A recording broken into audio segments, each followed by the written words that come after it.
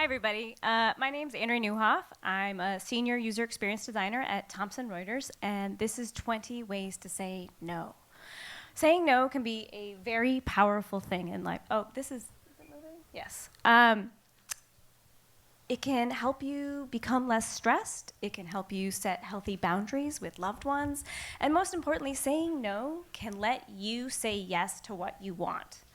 So in that spirit, I'm going to give you guys some good ways to say no and some bad ways to say no. But what I'm not going to do, just so you know, is that I'm not going to tell you when to say no or who to say no to. I'm not giving anybody permission to be a toddler and go, no, no, no, no, no, no, no, right? You got to use your own judgment for that. So what are some good ways to say no? The very first one, classic, no. Second one, thank you, but no, right? A little more gratitude. Number 3, I really like because it's playful, nope. Number 4, if you want to get a little more thoughtful, you can be like, no, I'm sorry. And another good direct way to say no is, you just shake your head and go, So those are 5 really great direct ways, but you can't always directly say no after somebody explains some grand idea, right? Because if you do, that person's going to do one of 2 things. They are either going to become very stubborn about that idea and never let it go. We've all had that experience. Or 2, you're going to become that negative person in their mind, right? If you're saying no very quickly, they're not going to want to come to you with your ideas. So what are some great ways to say no, but actually not use the word no? One of my favorites, which my boss can tell you I say a lot, is, that sounds awesome, but I'm on this other project right now. Talk to him to see if you can get some of my time, right? That's one of my absolute favorites.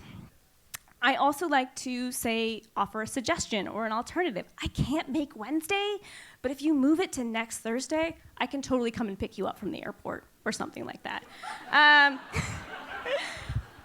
And then following that line, the other thing you can do is you can ask questions.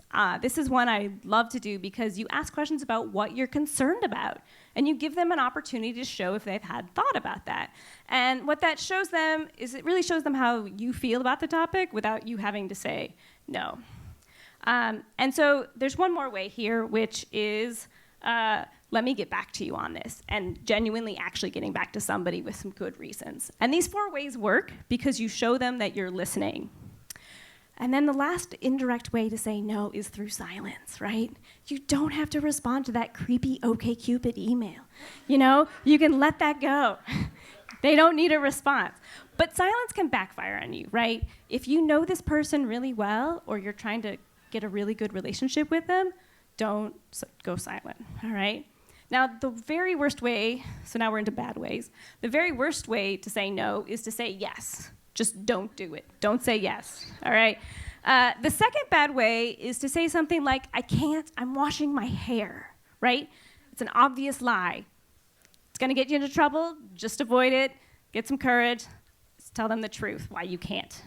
The next reason another bad way is to go, let me get back to you, and never get back to them ever, ever again, right? Doesn't work if you know this person really well. And then the final way that I think really is a bad way to say no is when you go something like, oh, I'm really sorry. I really wish I could have come. Oh, that sounds great. Oh, why is that bad? Well, because it's actually often read as a yes if you change one thing about your request, right? So over-apologizing can really backfire. If you need to apologize, do it once, do it sincerely, and that's great. So that's 14 ways right there. Here are some more, maybe another time. That is so sweet, thanks for thinking of me, but I cannot. That sounds awesome, but I can't help you. I'm not the right person for this job, which I actually heard in an interview 2 weeks ago, and this won't work for me. Now, I'm going to end on my favorite no of all time, and it comes from Parks and Recreation in an episode where the 2 main characters, Ben and Lizzie, are asking something from a fake startup called Grizzle. And this is the Grizzle guy, and he goes, you know what? We don't like to say no here, so I'm just going to say, nah, brah. Thank you, everybody, and say no.